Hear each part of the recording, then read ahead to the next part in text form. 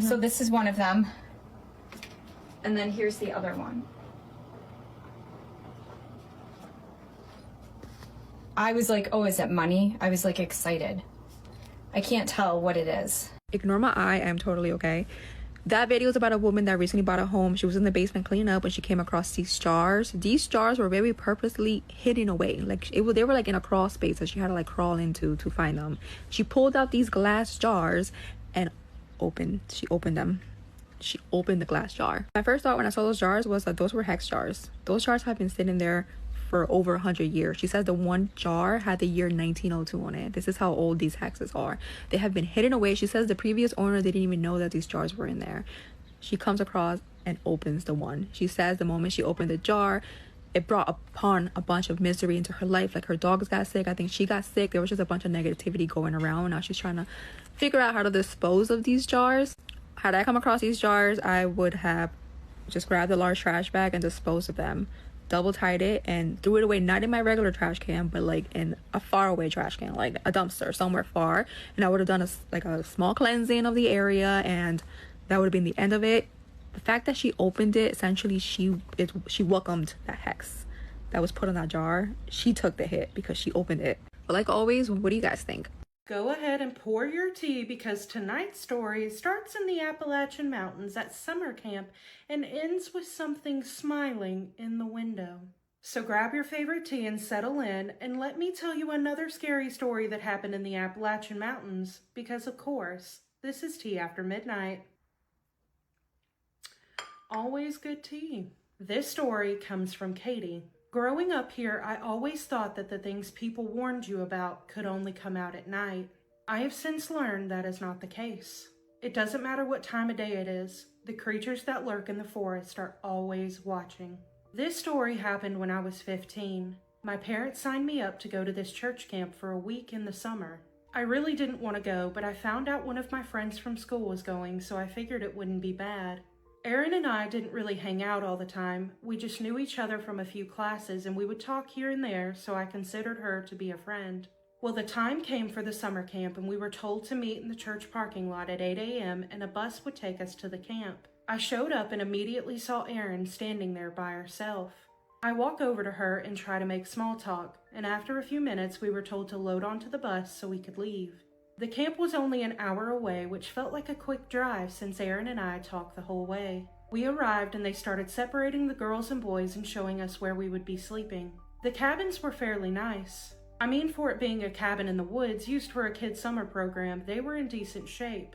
Erin and I got a bunk bed off the corner of the room next to the window. The one thing about this place was it didn't have air conditioning. They had these ceiling fans that did work, so that was a plus, but we wanted to be by the window in case we needed to lift it if we got hot.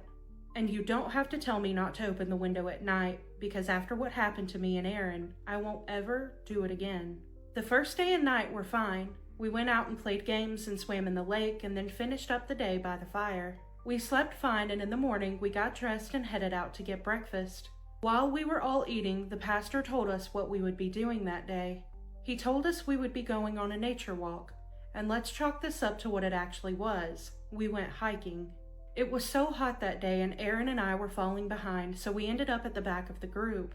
We were trying our best to keep up with the rest of the group, but Erin stopped to drink her water and catch her breath. I stopped with her because I didn't want her to be by herself. We only stopped for about 2 minutes, but the group was no longer in sight. I told Erin we needed to start catching up with them or we would get left behind. She agreed, and as she bent down putting her water bottle in her drawstring bag, we heard something like a branch snap in the woods beside us. Erin looked a little startled, but I told her it was probably a deer or something and that we should go. We jogged down the trail and finally caught up to the group, and I kept looking over at Erin to make sure she was okay, but I could tell that she felt really uncomfortable. We get to a stopping point and the pastor tells us to pair up because we were doing a scavenger hunt. Of course, Erin and I paired up and the pastor hands us a list of items we need to get. He set a timer for 15 minutes and told us not to go too far, and when we got our items to meet back there so we could see who won.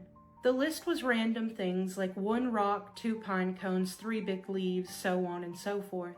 Erin and I split off from the group. I was looking on the ground for the items on the list when I heard what sounded like crying and sniffling. I turn around and look at Erin, and she is actively sobbing. I walk over to her and put my hand on her shoulder and ask her what's wrong. She told me that she could not shake the feeling that something was wrong. I asked her what she meant, and she said she didn't know, that she just felt like something was wrong and that she felt like something was watching her. I asked her if she wanted to head back to the cabin, and she said yes.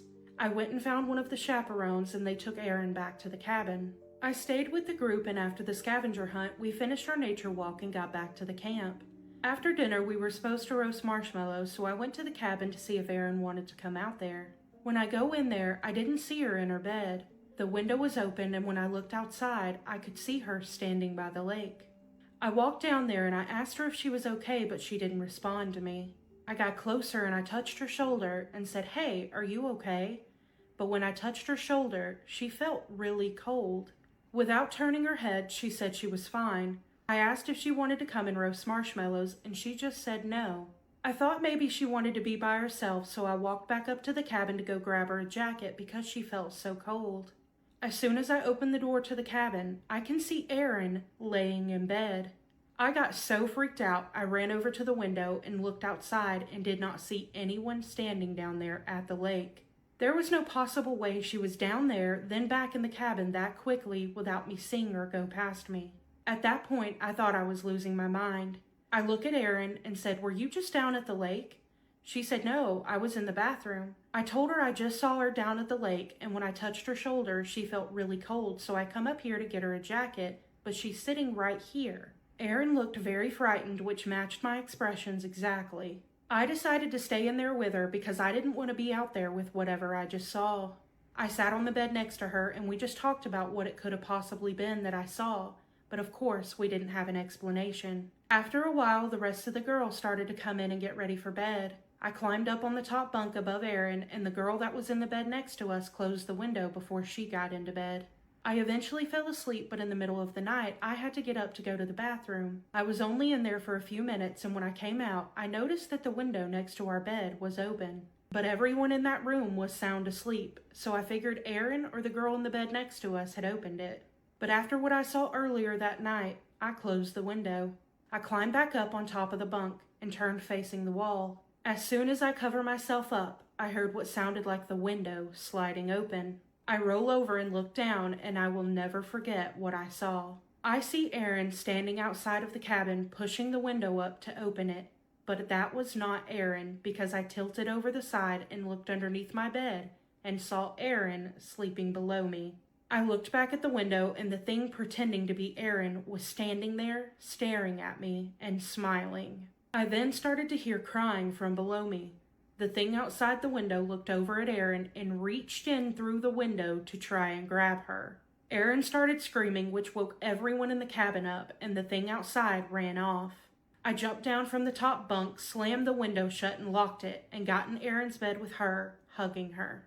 The chaperones come over to ask what was going on, and we told them exactly what we saw because Erin saw it too. Of course they didn't believe us, and they had us call our parents to come pick us up in the middle of the night. Which honestly, there was no complaint from us because we knew what we saw, and it was absolutely terrifying, and we didn't want to spend one more night there with whatever that was. Erin and her family ended up moving that summer, and I've not gotten to talk to her since that night. As I've gotten older, I've done some research on what it was that we saw, and the best answer I can come up with is a mimic. I remember this so vividly, even though it happened 20 years ago. I will absolutely never forget how much that thing resembled Erin and how terrified I was after that night. But I can only imagine how scared Erin was seeing something that looked just like her. I wholeheartedly believe what they saw was a mimic because it not only looked like her, but it sounded just like her too. And what's even more terrifying is that Erin felt like something was watching her while they were in the woods hiking. So there's no telling how long that thing was actually following her, trying to imitate what she looked like and sounded like. I have full body chills because that is absolutely terrifying that something not only looked and sounded like her, but tried to grab her through the window. That is actually terrifying. You guys let me know in the comments if you think it's something different than a mimic, but after everything that I read, I believe it was a mimic. But that does conclude this episode of Tea After Midnight. If you have any personal scary stories you want to share, it does not have to be about the Appalachian Mountains. It can be any scary story that you have. If you want to send it to me, you can email me, which the email will be right here on the screen, or I'll also put it in the caption of this video. But as always, thank you guys so much for watching. I love you, and I hope you have the best night, and I'll catch you in the next one. Bye. Let's read another scary story. I live in the middle of nowhere. I honestly don't know how to start this story. My name is Xander, and I'm 18 years old. For context, I'm in college now and only visit my family on the weekends. My family lives near a small town in the middle of nowhere. We're surrounded by trees and woods that stretch for acres, and our house sits on a back road about 2 miles from the highway. This started a few years ago when I was around 14 or 15. At the time, I got used to the sounds, but looking back, they were actually pretty creepy. Late at night, I would hear the wood creaking, the laundry room door slowly opening or closing, and sometimes what sounded like footsteps.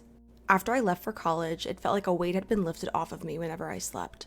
One time, early in my first year of college, I was visiting home and laying in bed on FaceTime with my girlfriend. She had already fallen asleep, and I was just scrolling on TikTok while I drifted off. Suddenly, right as I was about to fall asleep, I jerked awake. It was like something was watching me, and my brain somehow knew it. I turned around and grabbed my flashlight, but there was nothing there. For context, I sleep with my closet door open and my bedroom door closed because I have a kitten. But my kitten was already asleep, so it wasn't him. I also have a lava lamp in my room, so I turned it on to help me sleep.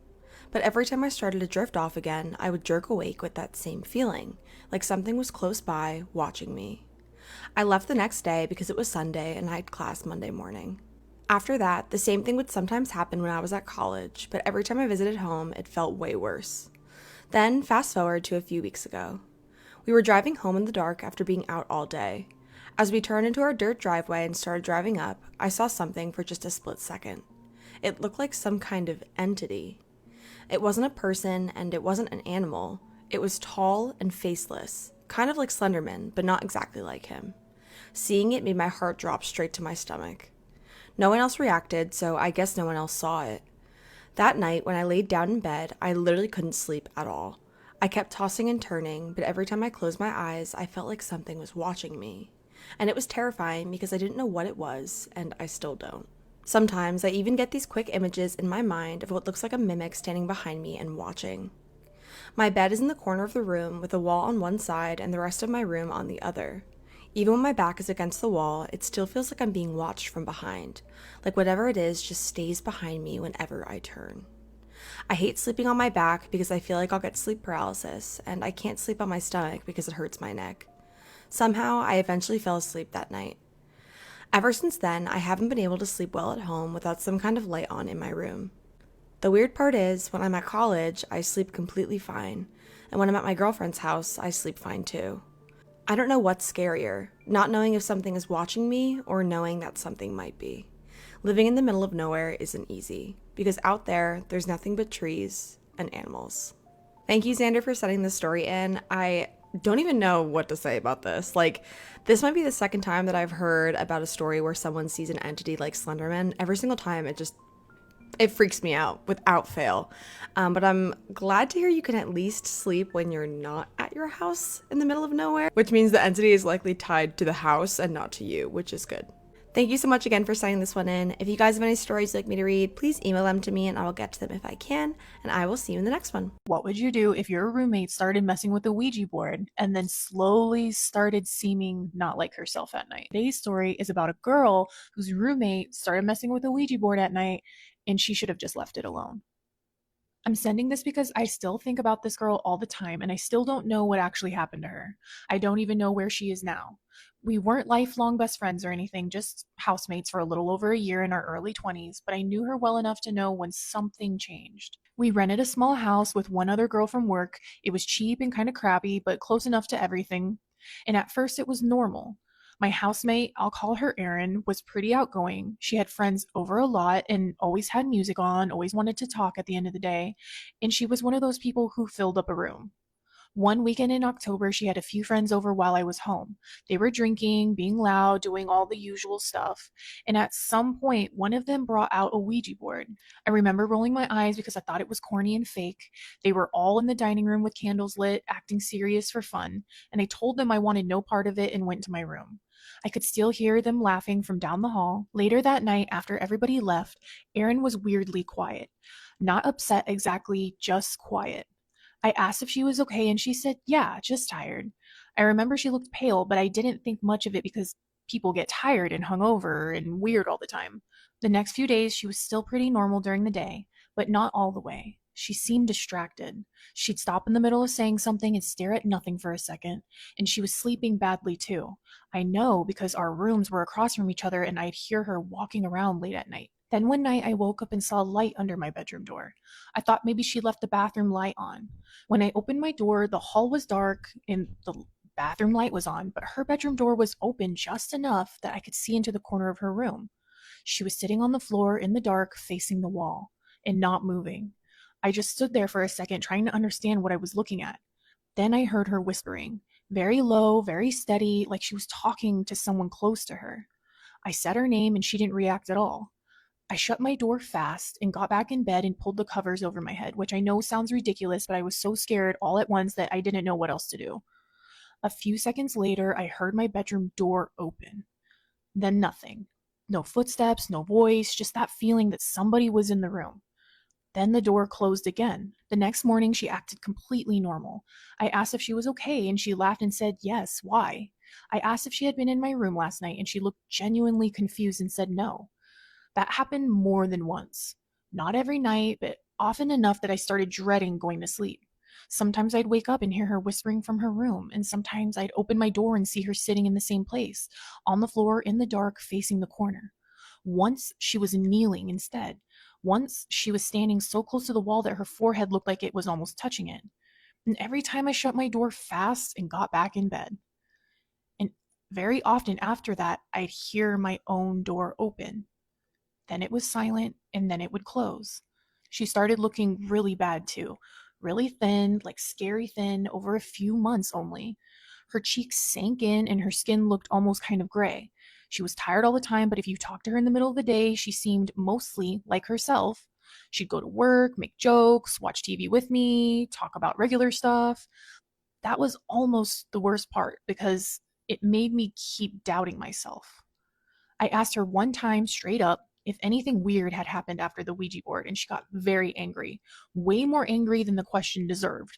She said not to say that word in the house again. After that, I just stopped asking. The worst night was probably around 8 or 9 months into living there, and I woke up because I heard somebody in the hallway right outside my door, not walking, just there. I could tell from the light under the door that something was blocking part of it. Then I heard Erin whispering from across the hall, which made no sense because if she was in her room, who was at my door? I stayed completely still, and then I heard her bedroom door creak. The whispering stopped, and a few seconds later, my bedroom door opened slowly and stayed open long enough for the hall air to hit my face. I could smell something too. It wasn't rotten exactly, it was damp and stale, like an old basement. Then the door closed. I didn't sleep at all after that. I moved out as soon as the lease was up, which was a little over a year after that first night with the board. Erin was still there when I left, still thin, still tired, still mostly normal in daylight, and still not right. She hugged me goodbye and told me I was lucky to be getting out of that house. I asked her what she meant, and she just said, it likes the rooms better when there are more people. That was the last real conversation I had with her. I checked her social media for a while after I moved, and then one day it all just stopped updating. Maybe she deleted it, maybe she moved, I don't really know. I still think about her sometimes, especially when I wake up at night and hear somebody talking in another apartment or outside in the hall. I always think of her sitting there in the dark facing the corner like somebody was in it with her. And I never touched a Ouija board after that. The upside down crosses would have got me. The upside down crosses would have got me. I'll start with some context. My house is very old, around 150 years old, I believe. My house was built over a church, either on or very close to the cemetery. My house has always been haunted, and many relatives and friends simply refuse to sleep over after things they've seen here. But when my sister was younger, she would consistently see one spirit, which she said was named Elizabeth. She said this spirit was good and would protect her from the bad spirits. At this time, about 6-ish years ago, my brother's friend would be at my house a lot. I don't quite recall how this came about, but it ended up that every Thursday, we, my brother L, my brother's friend M, and my sister S, would all gather in mine and my sister's room, We shared a room at the time. We used a homemade Ouija board. We didn't have a planchette but read online that you could use a shot glass, so we used that instead. Every time we would play, we would surround the board with candles and turn all the lights out. One day we were playing with the Ouija board and we asked the name of the spirit. It told us its name was Elizabeth. We talked to Elizabeth for a while. It was saying some creepy things about other spirits in the house that we knew of, but I wouldn't be able to repeat many without providing context with stories from my childhood, and this text would go on forever. We eventually asked Elizabeth what her surname was, and she was very reluctant to tell us, but after about 3 weeks, she finally told us. Oh my god, so this went on for over a month? Over a month? I do not remember it now, as it sounded like a mixture of random letters. However, when I googled her full name, we found out the name was real and she was a nun. Elizabeth began to claim that S was her child, and she was not my parents' child. She was S, she was adopted, and that she was really Elizabeth's. Of course, this didn't make any sense, as S is definitely my parents' child, and Elizabeth, the nun, had died around 100 years ago. S asked if Elizabeth had a child that looked like her, and Elizabeth replied saying yes. She said my parents had taken her and that S was her child. Elizabeth warned us of a different spirit, which many people in my house had seen, and told us that he was evil and to be careful. She told us not to talk to him. At this point, all of us thought one of the others was moving the glass, so we all took our hands off one by one, leaving just the other players, but the glass kept moving. I know that this is against the rules, but Em especially thought we were playing a prank, and so to prove it, we took our turns with only one player having one finger on the glass. For everyone else, the glass stayed still or only moved a little bit. However, when we got to S, the glass started spinning very quickly in a way that she could not possibly have done with only one finger on the glass, let alone with it being still. We put the board away eventually, but for about a while after that, S and myself felt a very weird energy in our room. It always felt wrong and scary. One night, it was around 2 a.m., and I couldn't sleep due to this creepy feeling. It was very strong that night, and S sat up in bed and asked me if I felt it too. I said yes. After a while of us trying to get back to sleep, we began to hear noises. First, it was a scraping noise that we brushed off as being the pipes, but it got louder. Eventually, we began hearing footsteps walking around above us. Then, coming up and down the stairs next to our room, we tried to come up with an explanation, but we couldn't. It definitely wasn't the pipes. It was defined footsteps. We were terrified. My sister ran to my bed because we were too scared to be separated, bringing a bag of some kind of herbs and crystals. I collect antiques and I have multiple crucifixes, and I grabbed a solid wood crucifix from my collection. The noise did not stop. I found a roll of duct tape next to my bed and taped crosses onto the walls around my bed. I figured it wouldn't do much, but I was trying anything at this point, as now there were multiple different noises. Eventually, we heard a child crying downstairs. We were horrified. We realized my younger brother, N, who was about 4 or 5 at the time, was in his room. We scared, obviously, and thought maybe he was crying. We were absolutely terrified, but we figured we needed to check on him. We were both too scared to go alone or to be left in the room alone, so we went together. I left the crucifix in my room on my bed because at this point I'd put on my cross necklace as well. We darted down the hallway to get to his room, but he was fast asleep. We could still hear the crying from downstairs. The staircase was opposite my little brother's room. We ran back to our room, and I saw my crucifix placed in the middle of the floor, and it was snapped in half. It wasn't broken anywhere where the wood joined. It was literally snapped. After a while, we eventually ended up going to sleep after my sister did some things with her crystals and herbs. When I woke up in the morning, I realized every single cross I'd taped on my wall had peeled off except for a little one on the bottom, and so they were all now upside down. Not a single one was fully peeled off, peeling in only one place or just stayed in place. Every single one was upside down. That night absolutely terrified us, and neither of us can explain what happened, but God, it was creepy. The upside down crosses would have got me. The upside down crosses would have got me. I do not have to believe in a religion or practice organized religion to be afraid when there is a cross upside down, okay? I don't think anywhere in your video did you mention your age or your sister's age, and that's a little sus to me, okay? Because I want to know how old you guys were.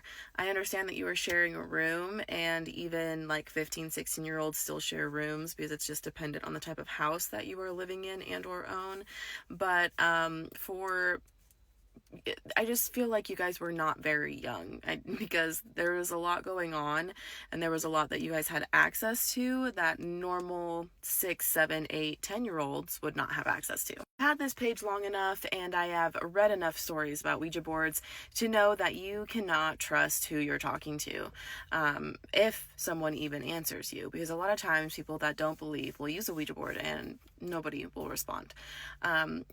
In this case, I really don't think that you were talking to a nun.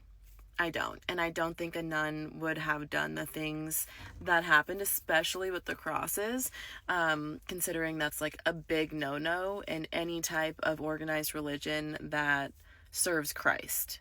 You know what I mean?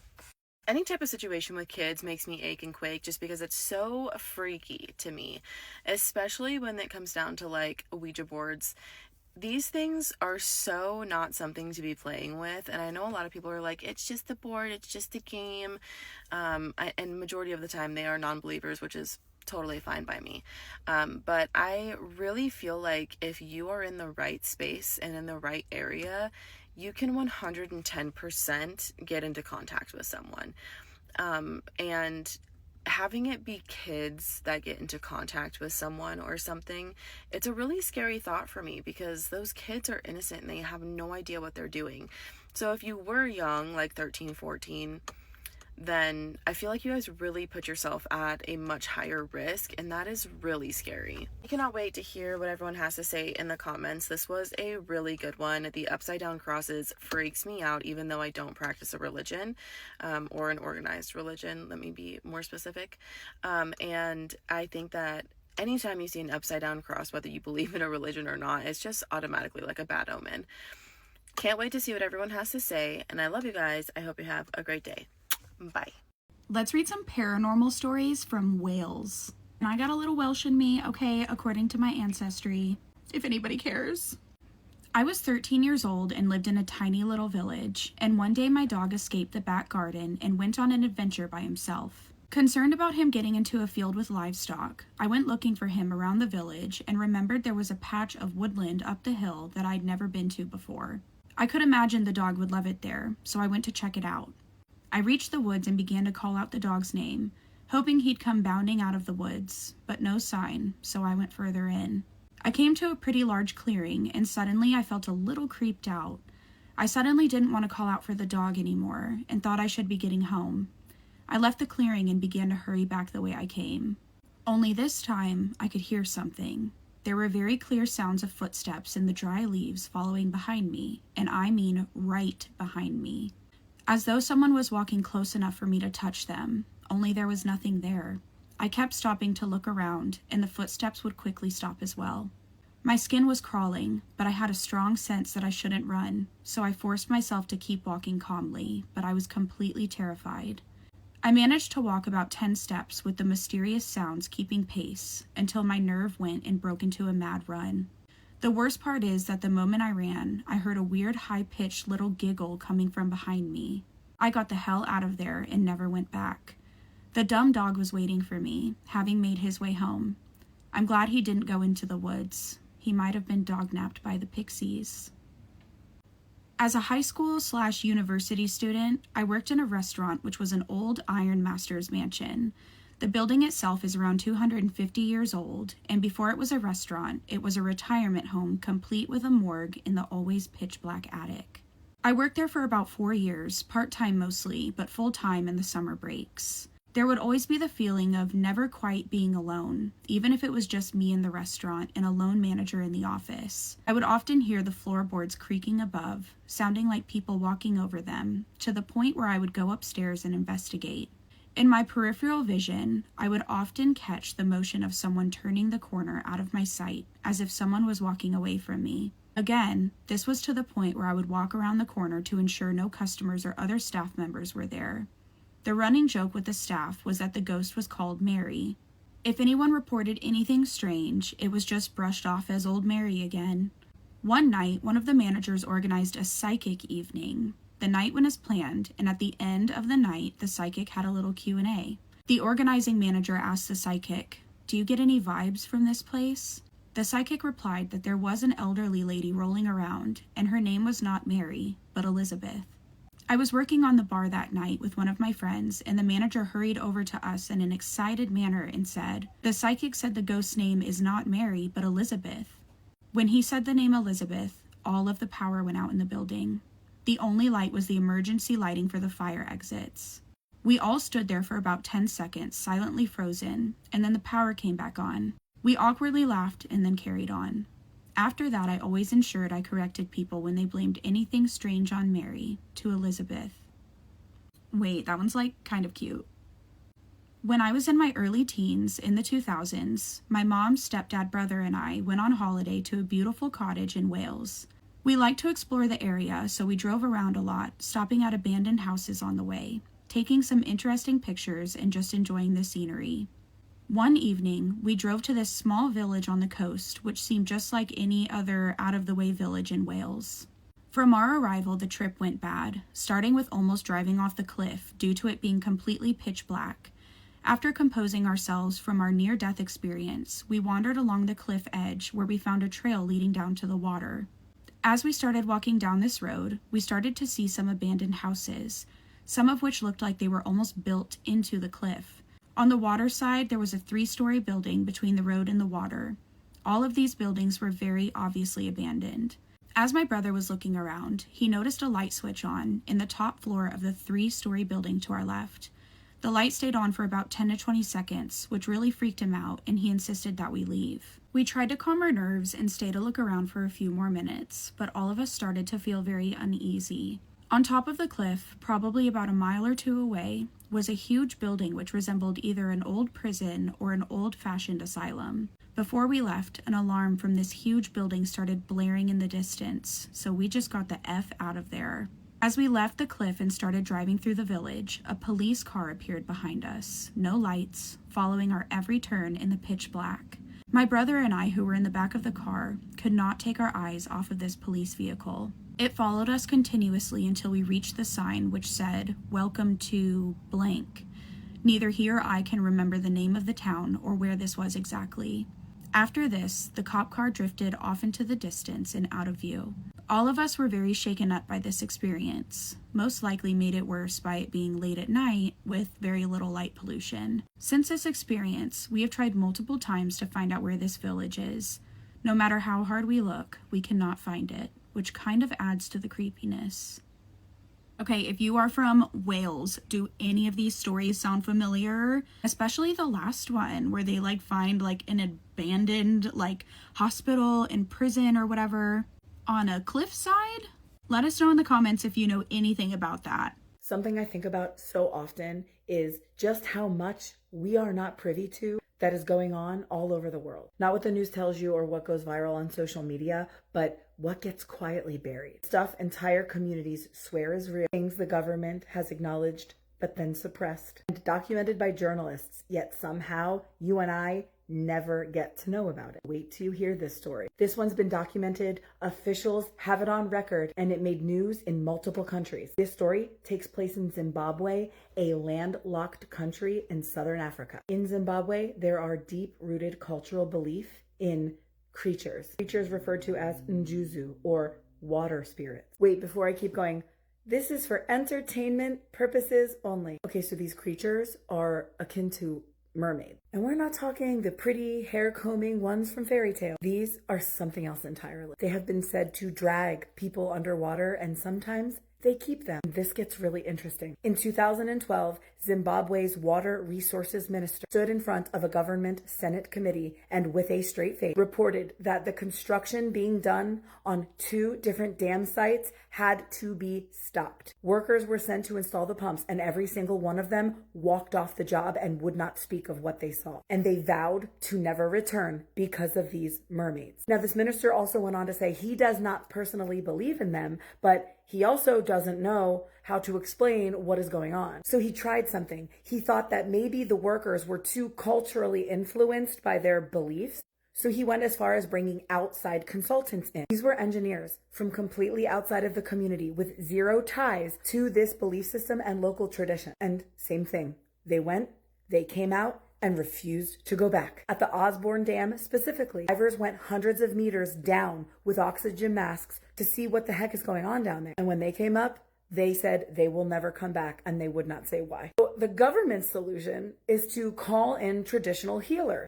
These rituals included sacrificing cattle and brewing beer. They would also perform ceremonies at the water's edge. And get this, only after that did the pumps switch on. That is not the only thing that has gone on in Zimbabwe's culture regarding these mermaids, because you have to hear about Rowai. Rowai Chiwakwa grew up in a small village in Zimbabwe. In 1980, she was 9 years old and she went fishing one afternoon. It was along the Runde River, and she went with her brother's wife and a male relative. So when they were done for the day and they were packing up, the male relative caught one last small fish and he handed it to Rowai to carry. So she accidentally drops it and the fish falls into the sand and it gets dirty. And being 9 years old, she grabs it, turns around and runs back to the river to sort of dunk it into the water to wash it off. The two adults kept walking slowly, sort of waiting for her to catch up, but she never did. They heard a splashing sound from the water and they turned around and they couldn't see her. So they ran back and they're looking around and there's no evidence of like an attack by a crocodile. There is no BLOOD. There didn't even seem to be signs of much of a struggle. Rowai was just simply gone. The family searched and searched, and they went on to perform rituals every year to do anything they could to get their daughter back. Her father even searched for her until the day he passed away. So freaking sad. And then two of her brothers searched for her until the day they passed away. And her remaining brother, Alfred, sold the house and everything he owned in order to keep doing everything he could to fund the search. Over the years, every so often, certain people from the village would report that they had seen Rowai along the river. One little girl in particular delivered a message that was supposedly straight from Rowai, saying that she wanted her family to know that she is alive and okay. But the messenger girl didn't have any further information, and they'd go and look and still nothing. Guys, this had gone on for 40 years. And then on October 31st, 2020, Rowai walked back home. The family had brought in a traditional healer that performed intense rituals in order to do what they could to get her back. They performed these at the exact same spot where Rowai went missing 2 decades prior, and it freaking worked. Okay, and this is what the journalists found. Rowai was there wrapped in a colorful cloth, wearing a crown of feathers. Flanked by spiritual healers, she barely spoke and only nodded. She did mumble a few words, but not much. They said her hair was so long. And according to the family, she looked vastly younger than she should have for the age she would have been. The family refused to let anyone photograph her, and she herself told them no photographs. The chief of the area was there. Government officials also showed up. The district council CEO was there, and he said on record that everybody there was astounded. In his words, it was unexplainable. Her brother reported that she had struggled to eat and to speak, almost like someone trying to remember how to exist in a world that they had not been a part of for a very long time. And then just months after Rowai came home, another young girl from the village went missing. Same river and same circumstances, and she was 11 years old. The community, the chief, and the officials present all attribute the disappearance to the Njuzu, or mermaid. Something lives in those waters. Something halted the productions, and something took Rowai all those years ago and brought her back looking way younger than she should have. So now my question is, do you believe in mermaids? And if not, then what explains all of those officially documented events? Drop your thoughts below. And if you have a creepy story of your own, please share it. And if you're new here, follow for more creepy story time. This girl emailed me and said that there was a demon that was trying to steal her baby while she was pregnant and afterwards, and she ended up seeing what this thing looked like. We're going to call this girl Sadie for the story. Now, I'm going to preface this by saying that she thought that this was pregnancy psychosis until other people saw this too. So Sadie lives in Australia, and she's experienced a lot of things, but this is the only time that she's ever experienced anything face to face. So a little background, she lived in a house with her sister and her sister's boyfriends, and a lot of them would experience things that were very uncomfortable. Like they would have sleep paralysis, or they would see things watching them at night. And she had also heard stories about pregnant women seeing entities and then having miscarriages a short time after seeing them. Sadie's dog always slept with her in her room because it made her feel more comfortable and relaxed knowing that she had a protector. I'm the same way, I get that. Now, it's important to note that she had a walk-in closet, and it was directly at the end of her bed, and it did not have a door on it. So you could see straight into the closet. One night she's up, it's around 3 a.m. She can't fall asleep, and she's just scrolling on her phone when she hears something coming from her walk-in closet. It sounds sounded like something dropped on the floor. Now, she didn't really think anything of this because she thought that it was just her dog. So she's laying there for a second, and then she rolls over and she realizes that her dog is right next to her. She's like, okay, that's a little weird, but remember, now she's facing the closet. So she looks into the closet out of curiosity, and what she saw horrified her. Something was staring back at her from her closet. It was sitting at the top of her closet. She said this thing did not look human. It had big, round, giant eyes. She said that it had this huge smile on its face, and its teeth were long and sharp, and its skin was pale and wrinkled. She is absolutely frozen in fear, and she is making direct eye contact with this thing for about 30 seconds until finally she just adrenaline through her body, throws her up, and she just runs over to the light and turns it on. She looks back into the closet and there's nothing there. Now again, she's pregnant at this time, so she's thinking that she's seeing things, and she thinks that it may be pregnancy psychosis, and especially because she had turned on the light and it just disappeared, so she's kind of trying to rationalize it in her head. Unfortunately though, this would be the beginning of something that would come into her room every single night, but not in the same form. She said sometimes she would look up and she would see this thing in her closet and his eyes would glow red, and other times she couldn't see it at all, but she knew it was sitting in her closet. Other times she could see it in her bathroom that was connected to her bedroom. She started developing a fear of the dark. She would sleep with the bedroom light on most nights because she could not handle this. She also would keep the walk-in closet light on every single night because of what she was seeing, but she would have to replace this light every single week because the light bulb would blow out. She's going on for a while seeing this thing until suddenly it just stops. She doesn't see it anymore. And she at this point is heavily pregnant. She thinks this is over. And again, she's thinking in her head, this must have been pregnancy psychosis. What else could it have been? There's no way I was seeing this thing. There's no way. She ends up giving birth to a beautiful, healthy baby girl, and she brings her home from the hospital, and she obviously cannot sleep with the lights on anymore because the baby is in the bassinet next to her bed, and babies have to have the lights off to sleep. She also started putting her dog outside of her bedroom door to sleep. Well, one night when her baby was about 2 weeks old, she hears the dog outside of the door, and the dog is just scratching on the bedroom door, and she's quietly trying to tell the dog to stop it because it's going to wake up the baby, right? So she's kind of like, stop it, stop. And it won't stop. And then it starts whining and it's scratching harder. So finally she's like, you know what, fine, I'll let you in. So she gets up and she quietly walks over to the door and she opens up the door really slowly. She lets the dog in and then she slowly shuts the door. And then she sees something in the corner of her eye, inside the closet. She said this time it was extra horrifying because this time it was standing up right in front of her, and this thing was like 7 feet tall. Remember, normally it was sitting on top of like her dresser inside of her closet. It was at this point that she knew that it wasn't just there to torment her, it wanted her baby. She could feel it inside of her. So her first instinct again is she's right by the light. She just turns it on again and it's gone. It's not there anymore. Well, this really scared her, right? Because she's not pregnant anymore. So she calls one of her friends and she asks them to please sage her closet, and they do. They come over and they sage the closet. Well, this was a huge mistake, and I'm just gonna weigh in here a little bit. I agree. Don't sage. She said that she felt like whatever this was, instead of getting rid of it, just angered it, because that night was the worst night. So that night she gets in bed, she puts her baby in the bassinet, she's trying to fall asleep. Suddenly she hears something. She hears, Sadie. She said that it sounded far away and quiet, but she was so terrified she just swung her head around, and standing right there at the end of her bed, right in front of her, was this thing towering over her, just standing there, smiling at her with those teeth and those eyes. Well, this tipped her over the edge. So the next day she tells her mom about it, and she's like, I cannot take this anymore. Something is going on in my house. And her mom goes, just tell it to leave. And she's like, what do you mean, just tell it to leave? She said that she even laughed at this. She's like, what? I tell it to leave? You think it's just gonna leave? And she's like, yes, I do. Tell it to leave. So she does not think this is gonna work, but she will try anything at this point. So later on that night, the same thing happens, except for this time she says, leave my house now. You cannot have my baby. You are not welcome here. And then she starts to pray out loud. And then this thing that was originally standing at her bed slowly starts to back away into the closet. And it's just watching her as it's backing away. So she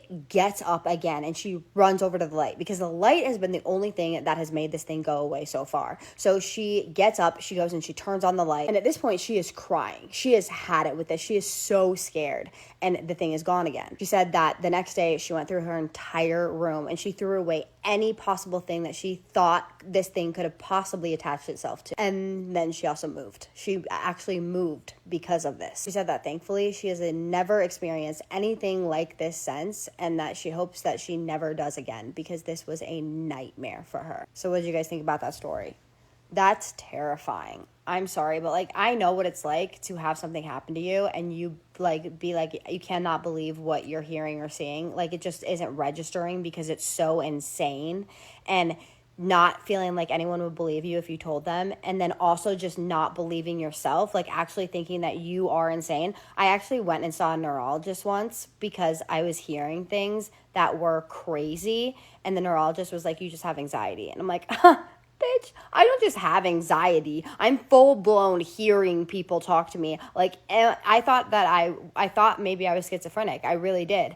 And because I'm in recovery, maybe it was schmug induced. Like, I don't know. But I ended up not having that. And so I know what it's like to be that scared and be that horrified, and also just not understanding that that things like this are real. So I absolutely believe you. And I don't think this was pregnancy psychosis. And I'm glad that you were validated by other people seeing it. I'm sorry for the other people that saw it, but terrifying. So what did you guys think of the story? Like, do you think this was some type of psychosis or pregnancy psychosis? Or like, what are your opinions on it? Or do you think that she was really seeing something? And do you think that this was coming for the baby? Or do you think it was coming for her?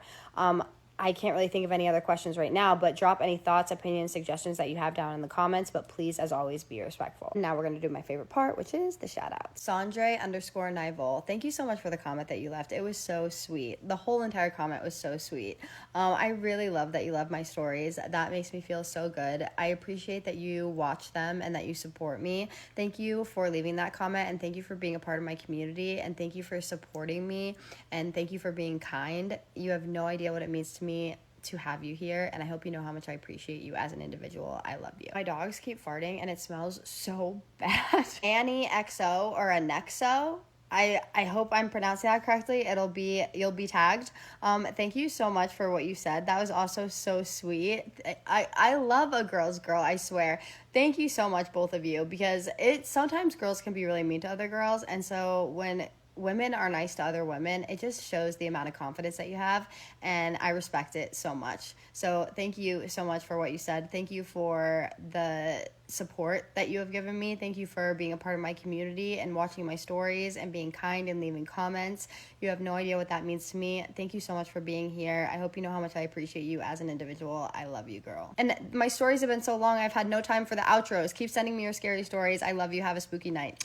I don't think that this is just some regular old ghost story. I think that something followed this person home. Welcome back to Creepy Crochet and Creepy Pasta. Let's get into today's scary story. This might not be your average paranormal confession, but I've been keeping this to myself for a long time. My family thinks I'm just seeing things or that it's all in my head, but I can assure you it feels very real. I was around 9, almost 10 years old when it first started. We had just moved from Little Rock, Arkansas to Washington, D.C. We were living in townhouses in what seemed like a nice neighborhood. At first, everything felt normal, but about 2 years later, things changed. I made the mistake of playing Charlie Charlie at school with my friends. I thought it was just a game. At first, I assumed people were moving the pencil by blowing on it, and sometimes I even caught them doing that, so I didn't think much of it.